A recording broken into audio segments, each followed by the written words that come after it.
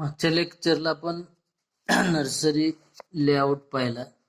Layout कसा असावं, design कशी असावी, तर त्याचे आपण 23-24 पॉईंट पाहिले. रोड कसा असावा, पाथमधले इरिगेशनचं सोर्स असेल, बेड्स असतील, लेबर शेड असेल, हे पाहिलं. आता नर्सरीमध्ये पुढचा पॉईंट आपण पाहणार आहोत, major steps in nursery layout.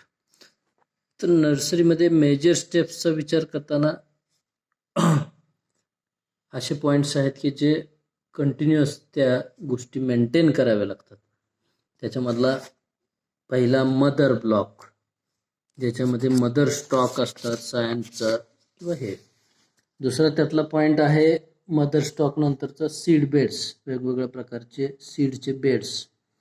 तिसरा पॉईंट आहे पॉट यार्ड, म्हणजे वेगवेगळ्या प्रकारच्या कुंड्यामध्ये रोपं ग्रो केलेली.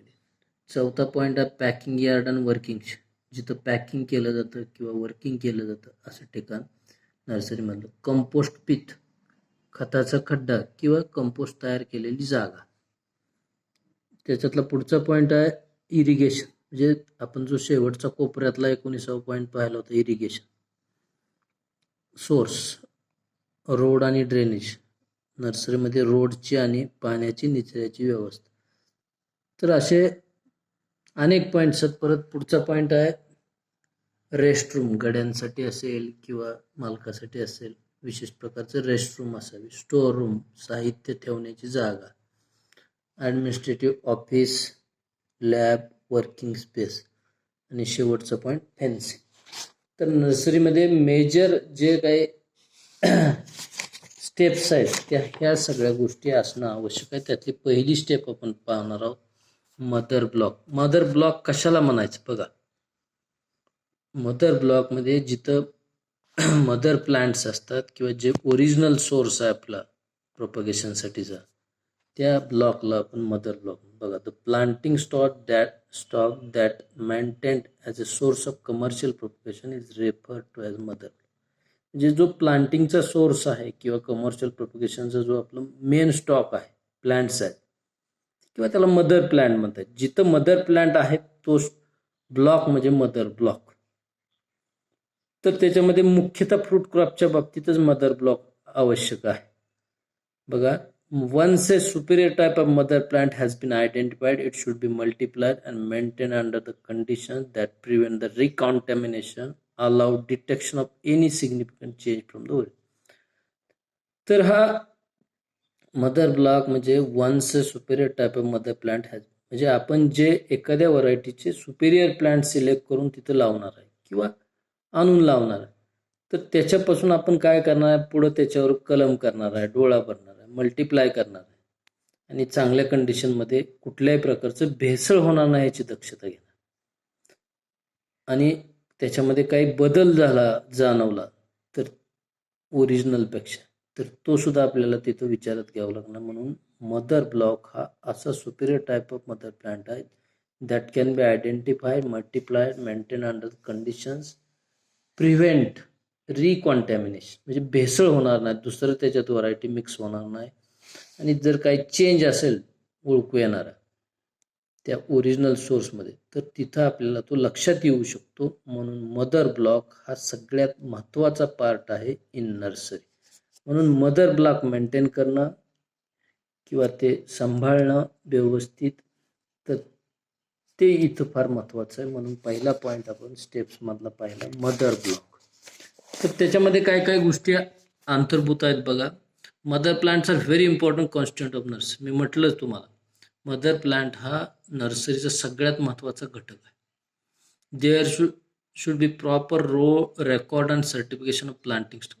जो आपण रोपं आणलेले आहेत त्याची पूर्ण हिस्ट्री पाहिजे, पिडिग्री माहीत असणं आवश्यक, म्हणजे त्याचं सुद्धा रेकॉर्ड ठेवणं, त्याचं वेळच्या वेळी सर्टिफिकेशन एजन्सीकडून सर्टिफिकेशन करून घेणं, त्याची प्युअरिटी आहे, श्युअरिटी आहे का नाही ते सुद्धा पाहणं आवश्यक आहे.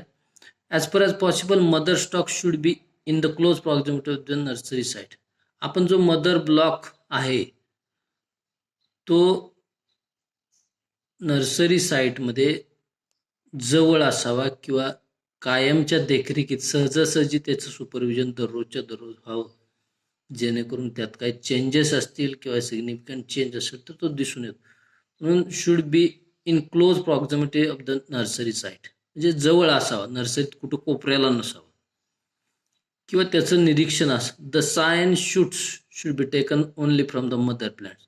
आपण कलम करण्यासाठी किंवा डोळा बनण्यासाठी जे मटेरियल वापरणार आहे ते शक्यतो मदर ब्लॉकमधूनच, मदर प्लांट्सपासूनच घेणार, जे डोळा बनणं असेल, कारण ते ओरिजिनल स्टॉक आहे, pure stock. Therefore, for preservation of the pathogen-free planting stocks, proper isolation, sanitation, periodical inspection, testing, maintenance.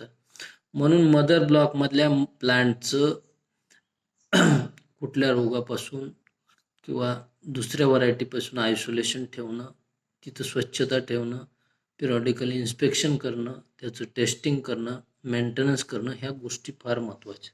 म्हणजे ते कशासाठी करायचं तर कॉन्टॅमिनेशन होऊ नये, भेसळ होऊ नये, दुसऱ्या व्हरायटीचे कॅरेक्टर्स ह्याच्यामध्ये इन्सर्ट होऊ नयेत, ह्या गोष्टीसाठी हा मदर ब्लॉक प्रिझर्व करणं. कशा प्रकारे तर पॅथोजन फ्री आयसोलेशनमध्ये ठेवलं पाहिजे, सॅनिटायझेशन असलं पाहिजे, इन्स्पेक्शन असलं पाहिजे, त्याचं मेंटेनन्स टेस्टिंग सगळं वेळच्या वेळी करणं आवश्यक आहे. म्हणून मदर ब्लॉक हा नर्सरीमधला सगळ्यात महत्त्वाचा कंपोनंट आहे. त्याच्यावरतीच तुमच्या नर्सरीची जी काही क्वालिटी आहे ती ठरणार आहे, म्हणजे प्युअरिटी आणि श्युअरिटी म्हटल्याप्रमाणे. तर तो सर्टिफाय असावा, त्याचं रेग्युलर इन्स्पेक्शन व्हावं, त्याच्यामध्ये रोगाचे पॅथोजन नसावेत, डिसीज फ्री असावा, ह्या सगळ्या गोष्टी तिथं विचारात घेणं आवश्यक आहे. मदर ब्लॉकमध्ये कुठले प्लांट्स येतात बघा. Mother following are the examples of the mother plant. Mostly fruit crops. Mother block हा फ्रूट क्रॉप्सचाच असतो शक्यतो. बघा, मँगोच्या कुठल्या व्हरायटी आहेत, सॅपोटा म्हणजे चिक्कू, गावा, पोमग्रेनेट. मँगोच्या बाबतीत केशर, अल्फान्सो, सिंदूर, रत्ना हे मदर प्लांट्स आहेत. शक्यतो आता ह्या व्हरायटी जास्त कॉमन आहेत, त्याच्यामुळे ह्याचे प्लांट्स हे ओरिजिनल पाहिजे, ज्यांची जेनेटिक प्युरिटी प्युअर असली. चिक्कूच्या बाबतीत कालीपत्ती, क्रिकेट बॉत, अजून एक आहे पिलीपत्ती. गावाच्या बाबतीत सरदार, ज्याला नाव आहे L49. पोमग्रेनेटच्या बाबतीत गणेश आहे, भगवा आहे किंवा G137 आहे. परत अजून दुसऱ्या काय फ्रूट क्रॉपच्या बाबतीत बेर, उमरान, कडाका, सनोर, पंजाब चौहारा, मेहरू ह्या मुख्य व्हरायटी. कॅशूनटच्या बाबतीत Vengurla 4 number, 5 number, 6 number, 7 number, 8 number. कोकोनटच्या बाबतीत बानवली आणि T/D प्रताप ह्या व्हरायटी. द्राक्षाच्या बाबतीत Sonaka, Sharad seedless, Thompson seedless. आता शरद सीडलेस पूर्व दुसरी सुपर सोनाका SS म्हणतात, ते पण आहे. तर ह्या व्हरायटीचे मदर स्टॉक पाहिजे. फिग, पुन्हा फिग दिनकर. आवळ्याच्या बाबतीत बनारसी आणि कृष्ण आवळा. स्वीट ऑरेंजच्या बाबतीत न्यूसेलर आहे किंवा अजून काही व्हरायटी आहेत. मॅन्डॅरिन म्हणजे संत्रा, नागपूर संत्रा किंवा किन्नो नंबर 182 ह्या काय व्हरायटी. रोज फुलाच्या बाबतीत सुद्धा काही मदर प्लांट्स, त्याच्यामध्ये गुलाबाच्या काही व्हरायटी असतील, रोज, चंपकचे काय, हिबिस्कस म्हणजे जास्वंद. तर मदर ब्लॉकमध्ये 2-3 फ्लावर क्रॉप्स आणि बरेचसे फ्रूट क्रॉप्स, म्हणजे जवळजवळ 10 ते 12 प्रकारचे फ्रूट क्रॉपचे मदर प्लांट्स, मदर स्टॉक असणं आवश्यक आहे. तर ह्या ज्या ब्लॉकमध्ये आहे, ज्या एरियामध्ये आहे नर्सरीचा, त्याला आपण मदर ब्लॉक असं नाव. म्हणून मदर ब्लॉक हा सगळ्यात महत्त्वाचा कंपोनंट आहे, नर्सरीचा बेसिक कंपोनंट किंवा पहिली स्टेप मदर ब्लॉक मेंटेन करणं आहे. तर फ्रूट क्रॉपच्या ज्या मुख्य व्हरायटी आहेत त्याचाच हा मदर ब्लॉक, त्याचे प्लांट्स, त्याच्या व्हरायटी मेंटेन करणं हे मदर ब्लॉकमध्ये केलं जातं. म्हणून हा पहिला कंपोनंट किंवा पहिले स्टेप्स आहे नर्सरीमधले, to maintain the mother plant और मदर ब्लॉक. दुसरा कंपोनंट किंवा दुसरी स्टेप आहे सीड बेड्स. तर सीड बेड्स म्हणजे वेगवेगळ्या प्रकारचे बेड्स, ज्याच्यामध्ये आपण सीड्स रेज करतो किंवा सीडलिंग रेज करतो. बघा, seed beds can be accommodated in a comparatively smaller area. ह्याला एरिया थोडासा कमी लागतो. There should be nearer to the source of water, पाण्यापासून जवळ पाहिजे, and to the office so that it can be kept under proper vigilance, जे supervision म्हणते. किंवा दक्षता काळजी घेणं, पाण्यापासून जवळ असावा, ऑफिसपासून जवळ नसला तरी त्याचं proper vigilance. The bed should be raised enough to avoid the water. कुठलेही सीड बेड्स हे रेज्ड बेड्सच वापरलेले चांगले आहेत. पाण्याचा निचरा होतो, त्यामुळे रोप मर होत किंवा जास्ती झालेलं पाणी ड्रेन आउट होतं. Seed bed should be located in an open place for better germination of seeds to avoid infection of damping of disease. Nursery beds can be prepared in 3 different ways as sunken beds, level beds किंवा raised. जरी 3 प्रकारचे beds असले, sunken, level किंवा raise, साधा वापा, गादी वापा किंवा खोल वापा, तर मुख्यतः रेज्ड बेड्सच जास्त उपयुक्त. आणि बेड्स अशा ठिकाणी पाहिजे नर्सरीमध्ये तिथं हवा पण आली पाहिजे आणि सूर्यप्रकाश पण स्वच्छ आला पाहिजे. म्हणून म्हटलं seed bed should be located in open place for better germination of seeds and to avoid infection. जर गर्दी असेल, हवा येत नसेल, सावली असेल, तर तिथं रोपमर डिसीज जास्त होऊ शकतो. त्याला आपण डॅम्पिंग ऑफ म्हटलं. म्हणून हा नर्सरी बेड हा किंवा सीड बेड्स हा दुसरा महत्त्वाचा स्टेप आहे मदर ब्लॉक नंतर. म्हणजे जिथं कमी एरिया असला तरी तिथं पाण्याची सोय पाहिजे, ऑफिसचं व्हिजिलन्स सुपरविजन पाहिजे, शक्यतो रेज बेडच पाहिजेत जेणेकरून जास्तीचं पाणी निचरा होऊन बाजूला जाऊ शकतं. आणि ओपन प्लेस पाहिजे जिथं रोपांची उगवण आणि रोपमर कमी होईल. आणि it can B prepared and deep. जरी ते तिन्ही प्रकारे प्रिपेअर करीत असले, संकन, लेवल, रेज, तर जास्त प्रमाणात ते बघा बेड्स कशा प्रकारचे आहेत. याला आपण बेड्स म्हणतो किंवा नर्सरी बेड्स किंवा सीड बेड्स म्हणतो. तर हा दुसरी स्टेप जाईल. ही दुसरी महत्त्वाची स्टेप. आता तिसरी महत्त्वाचं म्हणजे तिसरा यातला point pot yard. Pot yard म्हणजे नर्सरीमध्ये ठेवलेले वेगवेगळ्या प्रकारचे पॉट्स, कुंड्या किंवा कुंड्यात वाढवलेली रोपं. तर हे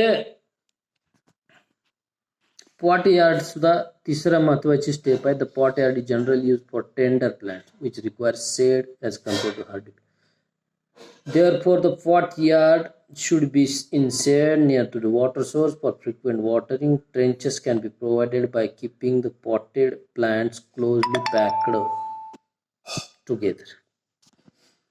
जे हा पॉट यार्ड म्हणजे टेंडर प्लांट्स म्हटले, जी रोपं जरा हार्ड असतात, जी कुंडीमध्ये लावली जातात, त्याला सावली काही प्रमाणात चालते.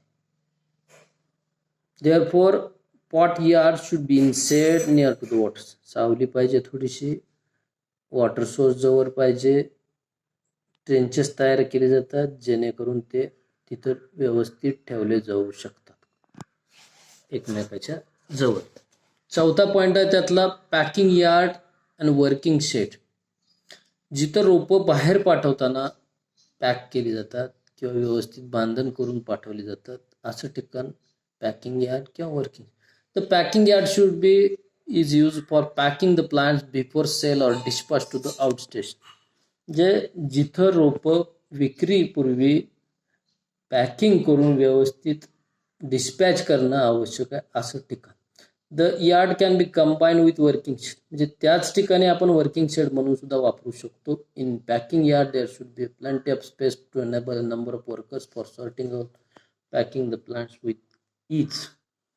तर हे असं स्पेस आहे, अशी स्टेप आहे की ज्याच्यामध्ये पॅकिंग यार्ड आणि वर्किंग यार्ड असं दोन्ही वर्ड वापरले. जिथं सेलच्या पूर्वी डिस्पॅच करण्यापूर्वी रोपं पॅकिंग केली जातात किंवा चांगल्या प्रकारे पॅकिंग करून ती पाठवली जातात.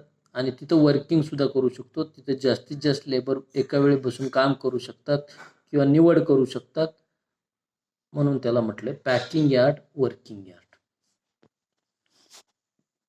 ई पॉईंट आहे कंपोस्ट पीट. खताचा खड्डा म्हणा किंवा कंपोस्टचा खड्डा म्हणा. Nursery production of horticulture and forest plants require huge amount of organic.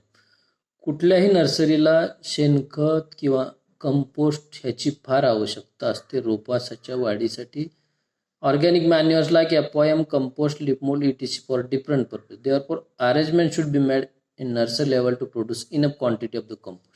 मग तुम्ही गांडूळ खत तयार करू शकता, रेडीमेड कंपोस्ट घेऊ शकता, शेणखत वापरू शकता.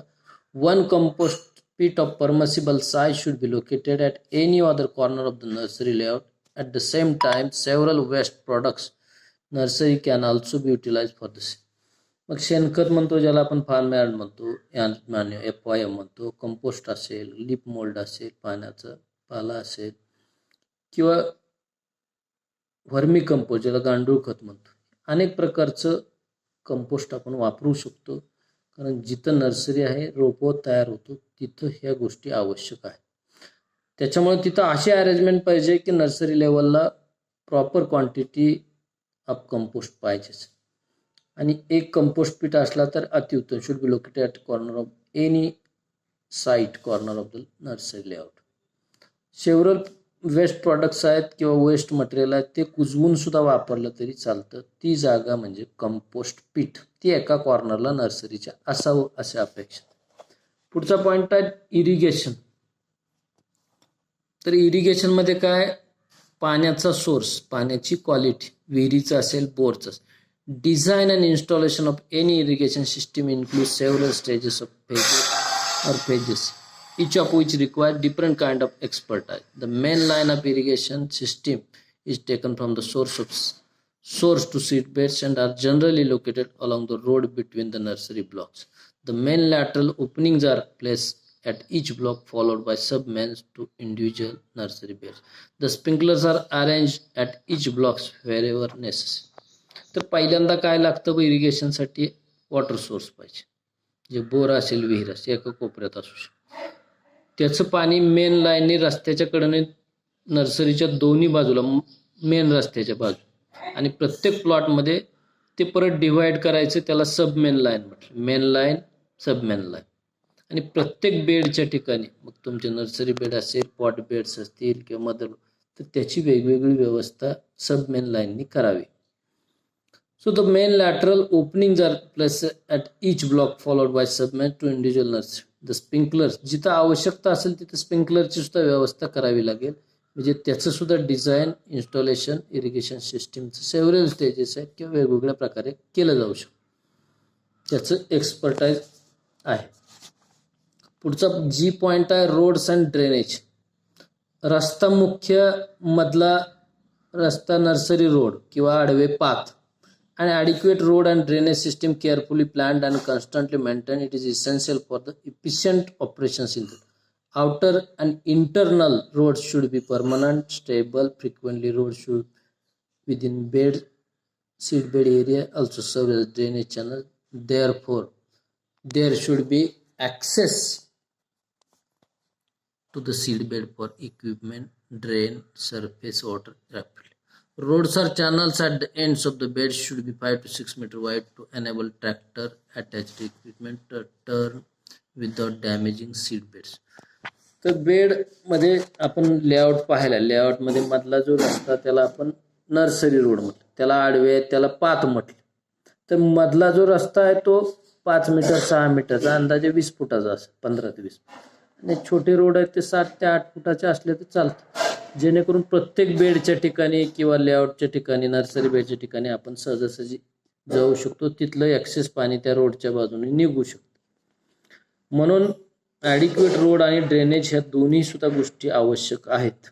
जास्तीचं पाणी, पावसाचं पाणी जास्त वेळ नर्सरीत थांबणार नाही याची सुद्धा काळजी इथं घ्यावी लागते. Outer and internal should be permanent and stable, म्हणजे कायमस्वरूप व्यवस्था डिझाईन करताना. Frequently roads within the seedbed area also serve as drainage. ते रस्ता सुद्धा पाणी बाहेर काढण्यासाठी उपयुक्त आहे. आणि प्रत्येक बेडमध्ये पोचण्याची व्यवस्था पाहिजे. Roads and channels at the ends of bed should be 5 to 6 metre wide too, म्हणजे मधला रस्ता सुद्धा प्रत्येक बेडला जाणारा 5 ते 6 फुटाचा असावा.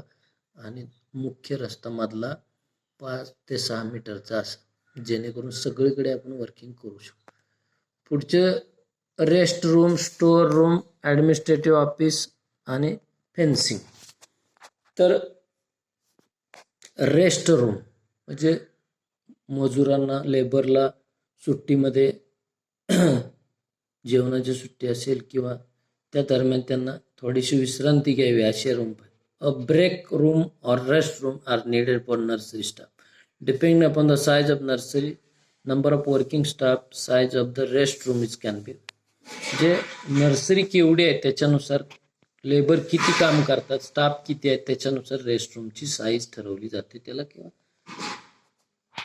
पुढचा पॉईंट आहे store room. Fertiliser, chemicals, careful storage लागतं त्याच्यासाठी. should be stored in separate building. Pesticides require special security protection from freezing. Well-designed pump house is usually needed to the protect pumping. म्हणजे जिथं पंप आहे, motor आहे, विहीर आहे त्याला protection पाहिजे, ते व्यवस्थित पाहिजे. केमिकल जिथं ठेवलेत फर्टिलायझर ते सुद्धा व्यवस्थित असणं आवश्यक आहे, त्याची सुद्धा काळजी घेणं. त्याच्यासाठी सेपरेट रूम त्याला store room. Administrative office, lab, working space. म्हणजे ॲडमिनिस्ट्रेटिव्ह ऑफिस म्हणजे जिथून कार्यालय म्हणतो आपण. 1 or more officers per stop are needed for the nursery and records and.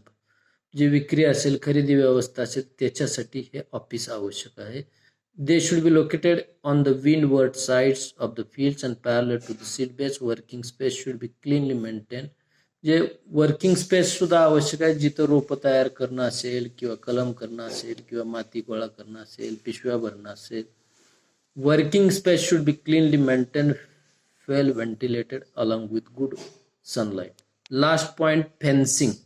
Nursery should be fenced if there is the potential damage from the cattle, dogs, sheep or people. नर्सरीला कुंपण आवश्यक आहे, तारेचं काटेरी कुंपण आवश्यक. Fences around administrative sites may be needed to protect the equipment and building. ते चोरी होऊ नये किंवा बाहेरची जनावरं आतमध्ये शिरू नयेत म्हणून कुंपण हे सगळ्यात महत्वाचं पॉईंट आहे, त्याला आपण फेन्सिंग म्हटलं.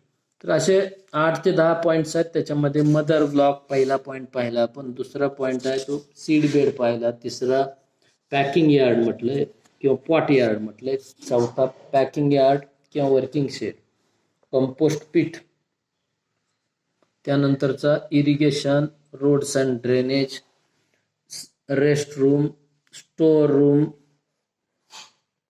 ॲडमिनिस्ट्रेटिव्ह ऑफिस आणि fencing. So these are the 8 to 10 points which are considered for the steps in nursery layout. म्हणजे नर्सरीमध्ये आपण पहिल्यांदा लेआउटमध्ये दाखवलोय बरेच सगळे पॉइंट्स, कुठं काय असावं कुठं काय. तर त्या महत्वाचे जे स्टेप्स आहेत, मदर ब्लॉक असेल, नर्सरी बेड असेल, पॉट यार्ड असेल, पॅकिंग यार्ड असेल, तर ह्या सगळ्या पॉइंटचा इथं विचार करणं आवश्यक आहे. तर this is the important point in nursery layout, the major steps in the nursery layout. तर हा पॉइंट इथं आपण कव्हर केलेला आहे, तर तो मराठीमध्ये पण एक्सप्लेन केलाय. तर आपण ह्या पॉइंटचं परत एकदा वाचन करावं आणि चांगल्या प्रकारे ह्याचा अभ्यास करावा. ओके.